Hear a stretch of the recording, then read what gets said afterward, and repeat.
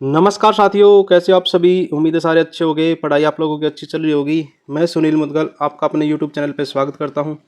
जैसे कि आपको बताया, विनय शर्मा सर ने टेस्ट सीरीज स्टार्ट कर रखी है, जिसमें 69 टेस्ट का सोल्यूशन हम कर चुके हैं, जिसकी पीडीएफ मिलेगी आपको सुनील मैथ्स वाला टेलीग्राम पे। आज टेस्ट नंबर 70 नंबर टेस्ट करेंगे। और आज की क्लास का पहला क्वेश्चन, इसने कहा कि रहीम की वर्तमान आयु उसकी पुत्री सविता की वर्तमान आयु की 5 गुना है। मतलब एक तो रहीम है, एक सविता है। रहीम 5 गुना किसका, अपनी बेटी का, तो ये 5 एक का रेशियो हो जाएगा। उसके बाद का अब से 7 वर्ष बाद, मतलब कि 7 साल के बाद रहीम की आयु सविता की आयु की 3 गुनी होगी। मैंने कहा भाई 3 एक का रेशियो हो जाएगा। आप कहोगे जी हाँ। एज का जो डिफरेंस है वो चेंज होगा। आप कहोगे जी एज का डिफरेंस चेंज नहीं होता समय के अनुसार। तो मैं बराबर कर लेता हूँ, यहाँ तो 4 यूनिट का डिफरेंस है और यहाँ 2 का। तो बराबर करने के लिए नीचे मैं 2 से मल्टीप्लाई कर दूँ तो नया डाटा मिलेगा मेरे को। 3 दूनी 6, 2 एकम 2।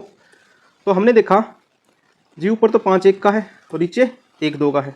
तो हमने डिफरेंस चेक किया 1 का। इस 1 की वैल्यू ही सवाल में, या नीचे लिख देता हूँ, 1 की वैल्यू ही 7 साल दे रखी है, क्योंकि दोनों साइड में 5 से 6 और 1 से 2 रहा है। 1 की वैल्यू 7 साल है, तो रहीम की वर्तमान आयु 5 यूनिट थी। तो 5 की वैल्यू कितनी हो जाएगी, 5 सते 35 साल। वही सवाल का आंसर हो जाएगा। ठीक है। और इसके ऑप्शनों में गलत दे रखा है, तो 35 साल इसका ठीक आंसर होगा। यदि सॉल्यूशन पसंद आए तो वीडियो को लाइक और चैनल को सब्सक्राइब जरूर करें। साथ साथ में शेयर भी कर दें, जिन बच्चों के पास ये सॉल्यूशन नहीं पहुंच रहे वहां तक भी सॉल्यूशन पहुंचा दो। अलजेब्रा का क्वेश्चन है। इसने कहा कि if X Y is equal to -6 तो एक्स की क्यूब प्लस वाई की क्यूब इज 19। तो ये वैल्यू बतानी। तो मैं इसको भी लिख सकता हूँ एक्स प्लस वाई, क्योंकि नीचे माइनस है तो ऊपर जाएगा तो प्लस हो जाएगा। तो हमारे पास फॉर्मूला क्या है, एक्स की क्यूब प्लस वाई की क्यूब। तो इसको लिख सकता हूँ एक्स प्लस वाई का होल स्क्वायर माइनस 3xy। ये फॉर्मूला रहने वाला है। आप बता सकते हो एक्स प्लस वाई एक फैक्टर होगा। तो इसका मतलब 19 का एक ऐसा फैक्टर जो एक्स प्लस वाई में कन्वर्ट हो जाए। तो कह सकता हूँ जी 1 गुना 19 भी हो सकता है जी। तो इसका मतलब जो 1 से कटेगी वही हमारा आंसर हो जाएगा, क्योंकि 19 के और कोई फैक्टर होते नहीं।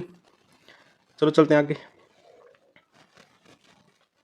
क्वेश्चन नंबर 3, इसने कहा what is the ordinate point. अब देखो, या तो 6 7 है या फिर 6 5 है, मतलब दोनों में से एक ऑप्शन ठीक कर लो। तो ये हो जाएगा जी 6 और -5 कर लो, क्योंकि इसी के हिसाब से ऑप्शन है। यदि मैं बात करूँ तो ऑर्डिनेट क्या होता है, ऑर्डिनेट होता है जिसको मैं कोटि भी बोल सकता हूँ, और एक होता है अबसीसा जिसको बोलते हैं भुज। ठीक है। तो जैसे ये पॉइंट दे रखे 6 और -5, तो इसमें ये तो होता है ऑर्डिनेट और ये होता है अबसीसा। ठीक है। तो पहले वाला ऑर्डिनेट होता है, जिसको मैं एक्स बोलता हूँ और इसको दूसरे को वाई। तो ऑर्डिनेट कितना हो जाएगा यहाँ पर, 5 हो जाएगा। ऑप्शन नंबर बी ठीक हो जाएगा यहाँ पे। ठीक है। क्वेश्चन नंबर 4, में कहा यदि ब्याज वार्षिक रूप से संयोजित है तो 20,500 रुपये पर 2 वर्ष के लिए 10% चक्रवृद्धि ब्याज क्या होगा। तो पहले ब्याज निकाल लेते हैं। 10 + 10 प्लस में 10 गुना 10/100, 2 साल का ब्याज आप ऐसे निकाल सकते हो। तो ब्याज कितना मिलेगा आपको जी, 21% ब्याज मिलेगा। तो 20,500 गुना में 21%, 2 जीरो से 2 जीरो कटने वाली, 5 के मैं 1 से मल्टीप्लाई करूँ तो 5 आएगा लास्ट में। तो 5 लास्ट एक ही ऑप्शन में, ऑप्शन नंबर डी, वही हमारा आंसर हो जाएगा। तो पूरा निकालने की जरूरत नहीं है। क्वेश्चन नंबर 5 में कहा इसने 2 बिंदुओं के मध्य में कितनी अलग रेखाएं खींची जा सकती हैं। यदि मैं बात करूं 2 पॉइंट बना ले हम, तो 2 पॉइंट को यदि एक मिला भी दें तो कितनी लाइन पॉसिबल है, एक लाइन पॉसिबल है, ऑप्शन नंबर बी। इसका जो ऑप्शन है वो गलत दिया गया है, तो इसका आंसर ठीक कर ले, ऑप्शन नंबर बी ठीक हो जाएगा। क्वेश्चन नंबर 6 में कहा है from a point P on a level ground the angle of elevation the top of the tower 30 degree if the tower is 110√3 metre high. तो डिस्टेंस बताना है। तो मैं कह सकता हूँ जी, जब ये 30 डिग्री का होता है तो परपेंडिकुलर 1 और बेस √3 होता है। अब 1 की वैल्यू 110√3 दे रखी है, तो √3 की वैल्यू बतानी, तो 110√3 मल्टीप्लाई √3, तो 330 सवाल का करेक्ट आंसर हो जाएगा। ऑप्शन नंबर ए ठीक होने वाला है। उम्मीद आप लोगों को समझ में आ गया होगा।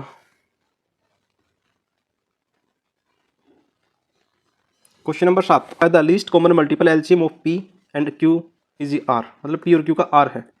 ठीक है। तो हमसे पूछा है कि पी स्क्वेयर क्यू और पी क्यू स्क्वेयर का। यदि इसको लिखना चाहूँ तो इसे लिख सकता हूँ पी मल्टीप्लाई क्यू, और इसको लिख सकता हूँ पी मल्टीप्लाई क्यू। इन दोनों में जो कॉमन वो निकाल लो। आप कहोगे जी पी कॉमन है दोनों में, तो पी निकाल लिया, क्यू कॉमन है तो क्यू निकाल लिया। तो और पी और इस क्यू का क्या बना देंगे, एक आर बना देंगे, क्योंकि सवाल में आर दे रखा है। तो पी क्यू आर इस सवाल का करेक्ट आंसर हो जाएगा, option number B. Question number 8। Question number 8 में का find the altitude of a triangle whose base is 2/3 of its height. तो मतलब कि यदि एक ट्रायंगल है, ठीक है, आधार उसकी ऊंचाई का 2/3 है, तो यदि ये 3x है तो ये 2x है बेस। यदि यहाँ से एरिया की मैं बात करूँ तो 1/2 बेस मल्टीप्लाई हाइट होगा, जो कि इक्वल दे रखा है 363 के। तो 2 से तो 2 कटने वाला है, 3 से कितनी बार कटेगा, 1 2 1 121 बार। एक्स स्क्वायर की वैल्यू कितनी आ जाएगी, 11 का स्क्वायर, पावर से पावर कटेगी, एक्स की वैल्यू कितनी आ जाएगी 11। तो हाइट कितनी हो जाएगी इसकी, तो हाइट हो जाएगी 3 × 11, 33 सेंटीमीटर सवाल का करेक्ट आंसर रहने वाला है, ऑप्शन नंबर बी ठीक हो जाएगा यहाँ पे। Question number 9। क्वेश्चन नंबर 9 में का एक धातु का घनाभ 16 किलोग्राम का है। यदि छोटे धातु के कितने ग्राम घनाभ बनाए जा सकते हैं यदि विमाएँ मूल घनाभ की विमाएँ के 1/4 कर दी जाए। तो पहले तो वॉल्यूम पता कर लेते हैं। वॉल्यूम क्या होता है क्यूबॉइड का, आपको होगा जी LBH।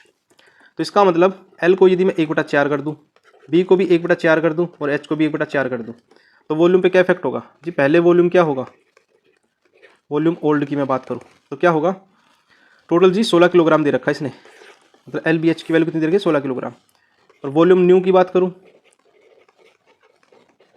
तो वो क्या होगा 1/4 गुना 1/4 गुना 1/4, 1/64 होना चाहिए। किसका जी, टोटल का।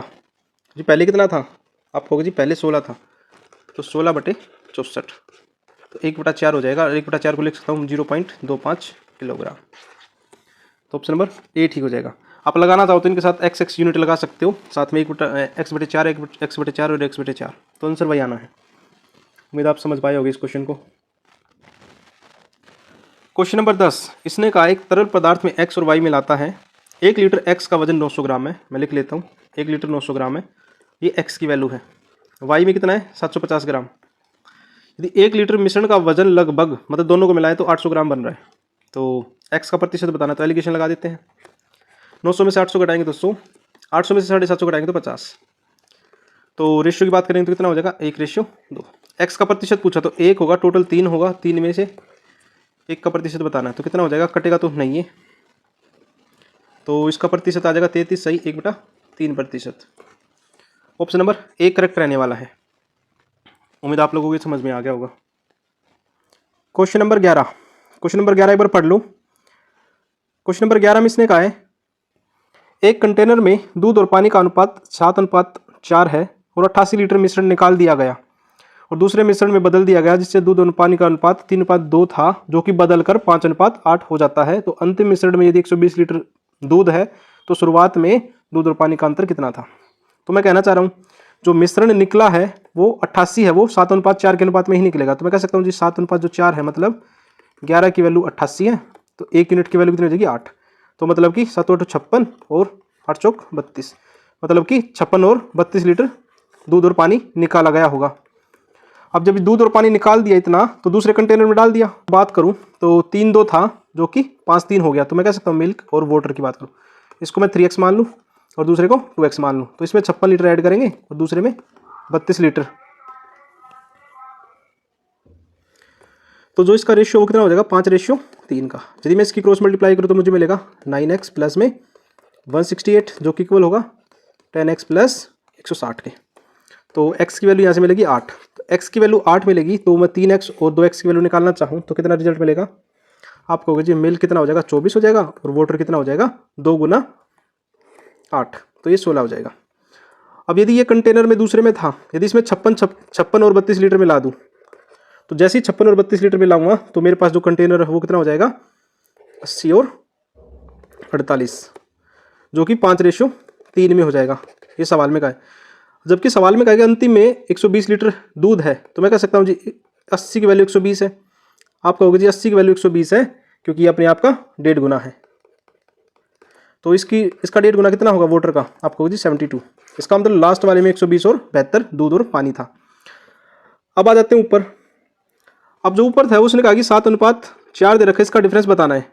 तो देखो x की वैल्यू कितनी आई थी 8 आई थी, तो यदि मैं दोनों साइड में 8 से मल्टीप्लाई कर दूं तो मुझे मिलेगा 56:32। ये हमारा स्टार्टिंग का था,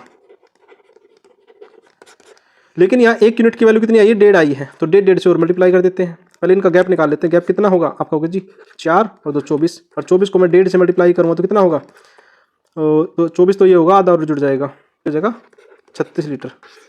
मेरे हिसाब से तो 36 लीटर है, और किसी का और कुछ आया तो बता देना। तो ये ऑप्शन लगा के मैं 36 लीटर कर रहा हूँ। तो चलो चलते हैं क्वेश्चन नंबर नेक्स्ट की तरफ। Question number 12। क्वेश्चन नंबर 12 में कहा है इनमें से कौन सा सही नहीं है। चलो, 1 इज नाइदर प्राइम और नॉर कंपोजिट, ना प्राइम है ना कंपोजिट। प्राइम की तो डेफिनेशन बता देता हूँ, 2 फैक्टर पॉसिबल, 2 फैक्टर पॉसिबल, ठीक है। तो ना तो प्राइम है ना जीरो, ना तो पॉजिटिव होता ना नेगेटिव होता, ये भी बात सही है। और √2 एक इरेशनल नंबर है, ये भी बात सही है। अब आ जाते हैं ऑप्शन नंबर 3 पे। इसने कहा कि यदि पी और क्यू सम है तो हमेशा सम ही होंगे, पी और क्यू हमेशा सम ही होंगे। यदि मैं बात करना चाहूँ, जैसे मैं 7 की मल्टीप्लाई 2 से करूँ तो 14 होगा। ये तो सम नंबर नहीं है, ये तो ओड नंबर है। तो इसका मतलब ये वाली स्टेटमेंट गलत है। हम ओड और इवन की मल्टीप्लाई करके भी हमेशा इवन बना सकते हैं। Question number 13। क्वेश्चन नंबर 13 में कहा ए और बी संख्या सी से 30 और 50% अधिक है। तो मैं संख्या बना लेता हूँ ए बी और सी। यदि सी को 100% मान लूँ तो 130 हो जाएगा और 150 हो जाएगा। ए और बी का रेशियो पूछा है, तो ये 13:15 हो जाएगा। ऑप्शन नंबर ए ठीक होने वाला है यहाँ पे। Question number 14। इसने कहा कि डीलर ने 2% हानि पर चीज़ बेची, यदि 44 रुपये अधिक में बेचता तो 20% का लाभ होता। मैं कह रहा हूँ जी 2% हानि को पहले कवर करेगा, फिर 20% का लाभ उठाएगा। टोटल मिलाकर 22% का लाभ उठा लेगा वो। 22 की वैल्यू सवाल में 44 दे रखी है, तो 100% की वैल्यू कितनी हो जाएगी यहाँ से 200 होने वाली है। ऑप्शन नंबर सी ठीक हो जाएगा यहाँ पे। Question number 15। एक निश्चित धनराशि द्वारा 5 वर्ष और 8 वर्ष में समान ब्याज दर पर अर्जित साधारण ब्याज का अनुपात क्या होगा। देखो, एक निश्चित राशि है तो पी दोनों का सेम रहेगा, पहली बात तो आर दोनों का सेम रहेगा, और टी दे रखा है इसने 5 और ये दे रखा 8। इनका अनुपात पूछा है, तो वही अनुपात हो जाएगा 100 से 100 कटने वाला, पी आर से पी आर कटने वाला है, तो 5:8 में हो जाएगा। बाकी इतना लिखने की जरूरत नहीं थी। ऑप्शन नंबर डी ठीक होने वाला है। क्वेश्चन नंबर 16 सिंप्लीफिकेशन का सवाल है। देखो, पहले तो इस जो लाइन दे रखी है इस लाइन से नीचे का सोल्व कर लेते हैं। तो हम क्या करेंगे, 4 × 4 = 3 7, तो इसको लिखेंगे 7/4। तो इसको ऐसे लिखेंगे, पहले 7 लिखेंगे, फिर डैश डैश डैश 3 डैश लगाएंगे, क्योंकि 1 2 3 पॉइंट बनेंगे। अब क्या करना है, 7 में 4 जोड़ दो। 7 में यदि मैं 4 ऊपर लिख देता हूँ, 7 और 4 11, 11 में 7 जोड़ेंगे तो 18, 18 में 11 जोड़ेंगे तो 29। आपको क्या करना है, इसे जोड़ते चलना है। जो भी मिलेगा लास्ट वाले को नीचे ऊपर लिखो, और इससे पहले वाले को नीचे लिख दो। और ये किसके नीचे आएगा, 1 के नीचे आएगा, तो इसको लिख सकते हैं 18/29। ऑप्शन नंबर डी ठीक हो जाएगा। और बाकी आप अलग तरीके से करना चाहो तो वो भी एक तरीका है, ये आसान तरीका है इसको दोबारा समझने के लिए। Question number 17। क्वेश्चन नंबर 17 में इसने कहा है जेसन अकेले किसी काम को 23.4 दिनों में पूरा कर सकता है, जबकि रफीक उसी काम को 39 दिनों में कर सकता है। तो मैं कह सकता हूँ जी, यदि जेसफ की बात करें और रफीक की बात करें, रफीक 39 दिन में काम कर रहे हैं, और जेसफ की बात करें तो ये 234/10। तो यदि इसका फ्रैक्शन भी लेके जाएं तो कितना होगा, 117/5 होगा। तो ऐसा एलसीएम जो 39 और 117 से कट जाए तो 117 एलसीएम आ जाएगा। आप कहोगे जी हाँ, तो 117 से 117 कटेगा तो 5 यहाँ एफिशिएंसी आ जाएगी, इसकी एफिशिएंसी आ जाएगी 3। आप कहोगे हाँ, कि दोनों से मिलाकर काम करवाना है तो 117/8, तो 14 × 8 = 112, तो ये 5/8 हो जाएगा। ऐसा कोई ऑप्शन नहीं है, पॉइंटों में है तो इसको लिखेंगे 14.625। वही सवाल का करेक्ट आंसर रहने वाला है। 5/8 होता है 62 पॉइंट समथिंग होता है, ठीक है। Question number 18। क्वेश्चन नंबर 18 में इसने कहा है कि एक ट्रेन द्वारा 5y-1 घंटों में दूरी 125y³ - y किलोमीटर है। तो यहाँ फॉर्मूला लगेगा कौन सा, x³ - y³, x³ - y³ क्या हो जाएगा, x - y और x² + y² प्लस में xy। ऐसा ढूंढ लो जिसमें दे रखा है। देखो 5 - y तो दे रखा है और इसकी क्यूब पूछ रखी है। चलो पहले इसको सोल्व कर लेते हैं। इसको लिखेंगे 125y³ - 1³ = 5y - 1, और इसको लिखेंगे 5 का स्क्वायर 25 y² + 1 प्लस में 5y। तो ऐसा ऑप्शन नंबर डी में है, वही हमारा आंसर हो जाएगा। Question number 19। क्वेश्चन नंबर 19 में कहा है यदि 0 डिग्री से बड़ा है Q और 90 से छोटा है तो सभी त्रिकोणीय अनुपात प्राप्त किए जा सकते हैं। तो केवल साइन का, केवल कोस का, केवल टेन का, या 6 अनुपात कोई भी दिया हो, तो कोई भी दिया हो, ऑप्शन नंबर डी ठीक हो जाएगा। सारे अनुपात निकाले जा सकते हैं इनके बीच से। Question number 20। क्वेश्चन नंबर 20 में कहा है कि 108 मजदूर 36 दिनों में एक दीवार बना सकते हैं। तो मैं कह सकता हूँ 108 मजदूर 36 दिन लगातार काम करेंगे, तो 48 मजदूर उसी दीवार को कितने दिन में बनाएंगे? तो 12 चौक 48 और 12 तिया 36, 4 से कितने बार कटेगा? 27 से, 27 तिया 81, तो 81 दिन में इस काम को पूरा कर लेंगे। ऑप्शन नंबर ए ठीक हो जाएगा यहाँ पे। Question number 21।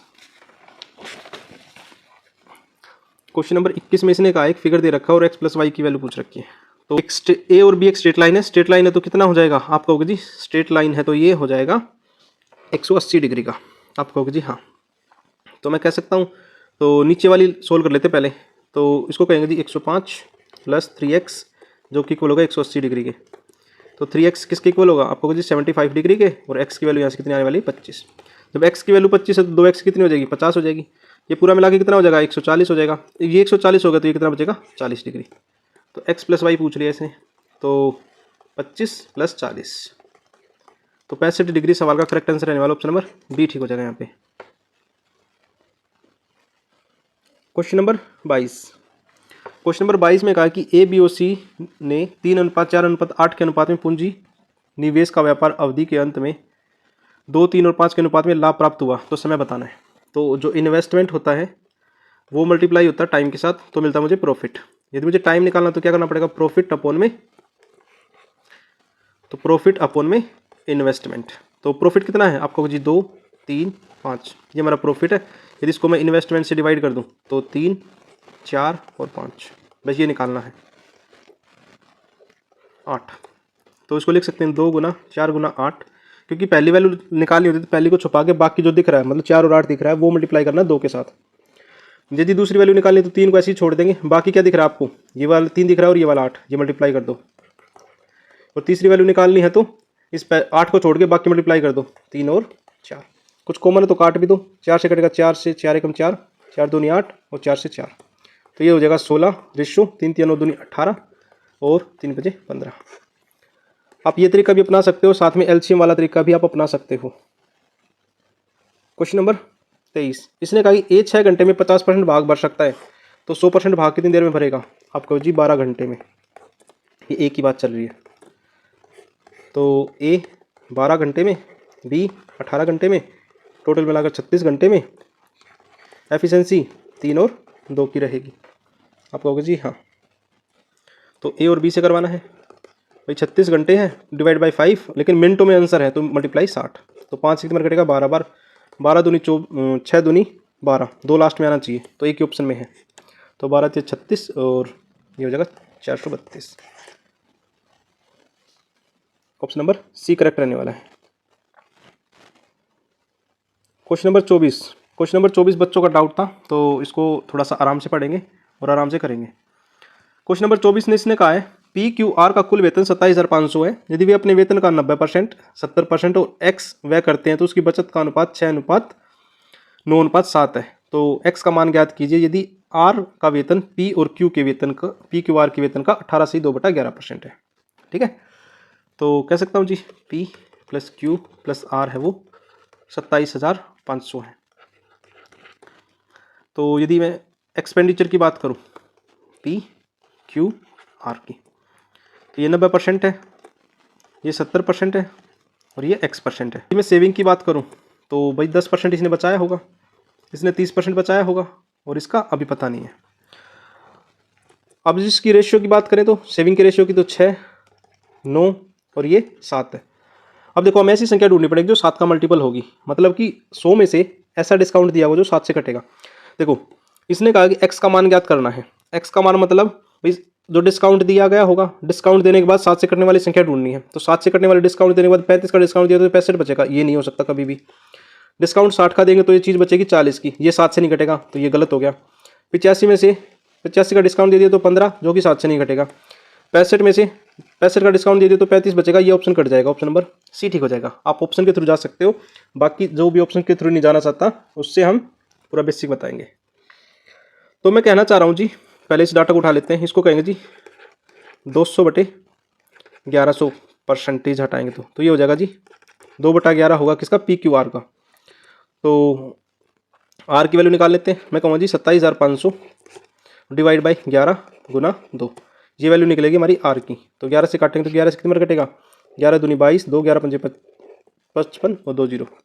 तो आर की वैल्यू तो आ जाएगी 5000।